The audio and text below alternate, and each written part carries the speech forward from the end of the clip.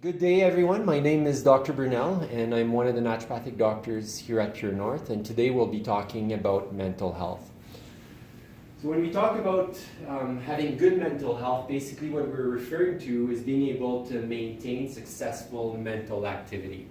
This includes things such as what we need to do in our daily life, but also includes anything that's a relationship with others.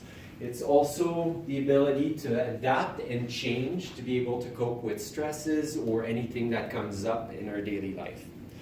So mental health is basically a person's condition with regards to their psychological and emotional well-being. Of course, mental health affects how we think, feel, and act. It's also important in terms of how we handle stress, how we relate to others, and how we make choices in our daily life.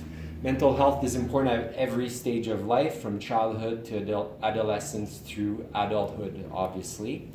Some of the contributing factors to having good mental health, so things such as genes and brain chemistry play a role. So genetic factors definitely play a role. Life experiences are far more important though. So trauma or abuse, for instance, is well known to lead to mental health difficulties. Family history of mental health problems is also going to be a contributing factor.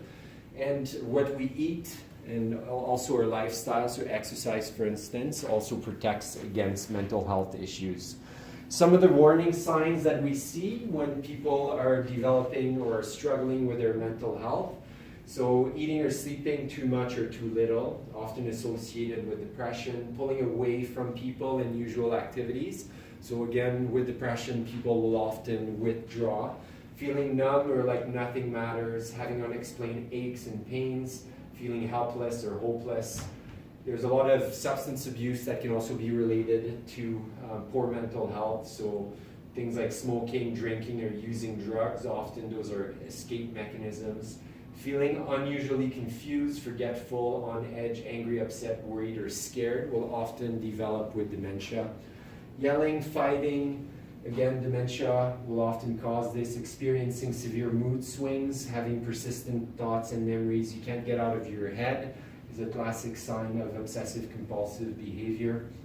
Hearing voices or believing things that are not true is a sign of schizophrenia. Thinking of harming yourself or others, often seen in depression.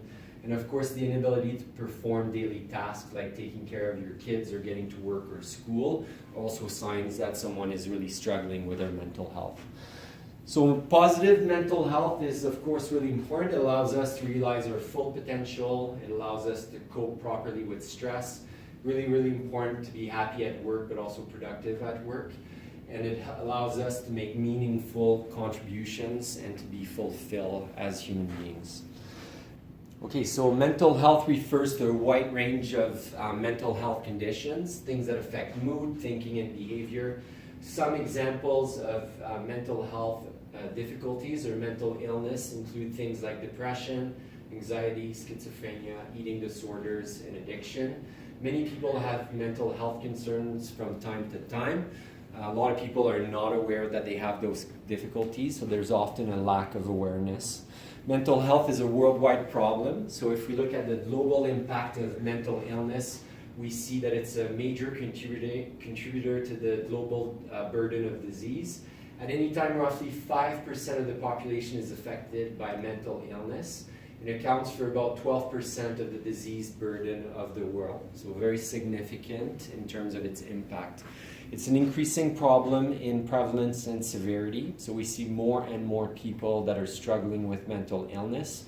And so we can see here that if we look at the disability lost years for mental illness, you can see that it slowly increased from 1990 to 2020 to where now it's around 15% of the disability lost years.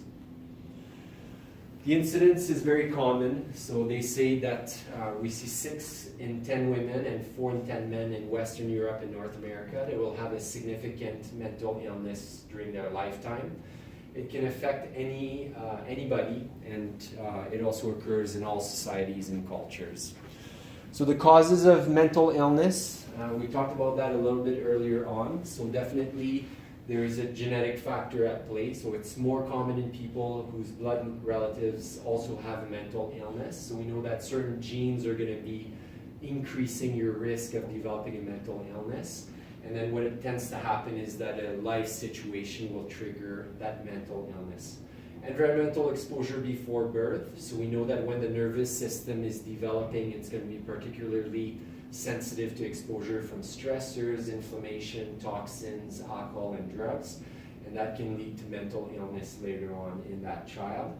Brain chemistry, so neurotransmitters, of course, are going to be really important for mental illness. So looking at the neural network involved in the neurochemicals that basically allow us to have normal mental health is going to be important.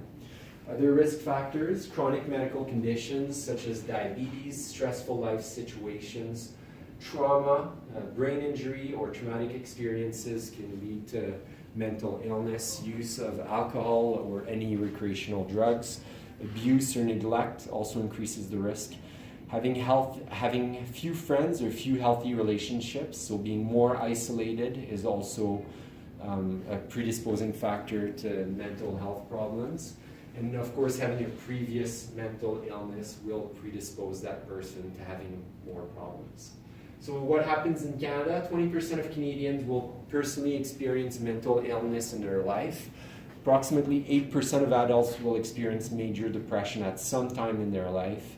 And they say that 1% of Canadian adults will experience bipolar disorder. Same with schizophrenia. Anxiety disorders are some of the most common problems that we see. So that tends to affect 5% of the population, which leads to mild or severe impairment. There is also a lot of stigma associated with mental illness. So almost half of those who feel that they suffered from depression or anxiety have never gone to see a doctor about this problem. In Canada, only 1 in 5 children who need mental health services receive them. And stigma or discrimination attached to mental illness presents a serious barrier, not only to the diagnosis and treatment, but also to acceptance in the community for those people. And mental illness can be treated very effectively. So we have lots of tools that can help to improve or help patients that suffer from mental illness. Of course, the first step is to seek help. There's a deficit of self-awareness with mental illness. So about a third of patients are unaware that they have the illness.